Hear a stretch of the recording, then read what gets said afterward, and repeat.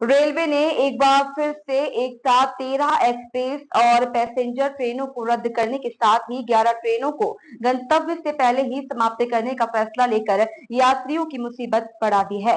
हालांकि रेलवे ने इसके पीछे अकलतरा नेला सेक्शन में साइडिंग कनेक्टिविटी और ऑटो सिग्नलिंग का काम चलने का हवाला दिया है। इस बीच लगातार ट्रेनें रद्द होने पर सियासत भी प्रारंभ हो चुके हैं।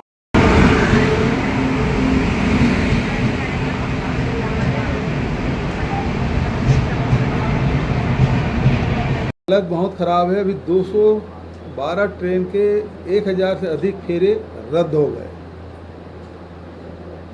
और वहीं जो माल लादान का काम है वो रिकॉर्ड बना रहा है छत्तीसगढ़ में। तो यात्रियों के साथ लगातार कोरोना काल से लेकर अब तक की केंद्र सरकार छत्तीसगढ़ के यात्रियों के साथ दोयम दर्जे के व्यवहार कर रही है, जो घोर निंदनीय है। इस मामले में छत्तीसगढ़ सरकार को भी ध्यान देना चाहिए। यात्रियों के जो परेशानी हो रही है, केंद्र सरकार भी 10-10 सांसद जीत के आए हैं, उनको इस मामले में पहल करनी चाहिए और यहाँ के यात्रियों की जो सुविधा मिल रही थी वो मिलना जारी रहे। दूसरा, रेडी टू ईट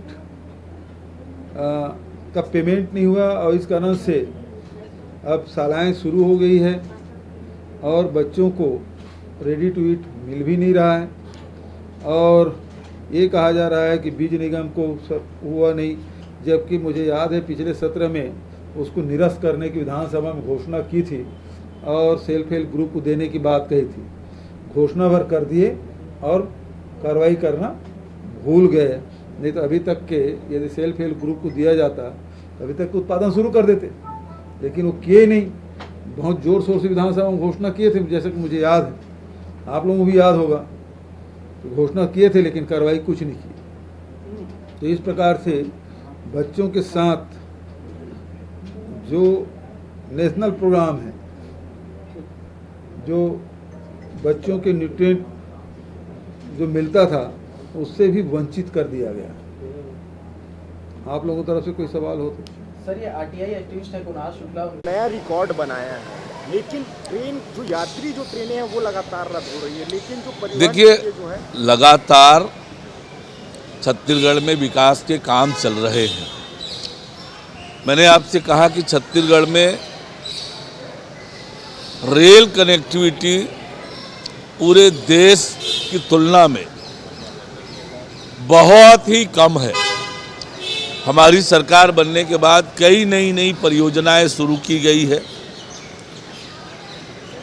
और उन कामों के कारण समय समय पर ट्रेनें बंद करनी पड़ती है और इसके कारण से थोड़े व्यवधान हो रहे हैं, लेकिन आने वाले समय में जब ये विकास के काम हो जाएंगे तो छत्तीसगढ़ की जनता को अच्छी रेल सुविधाएं मिलेगी।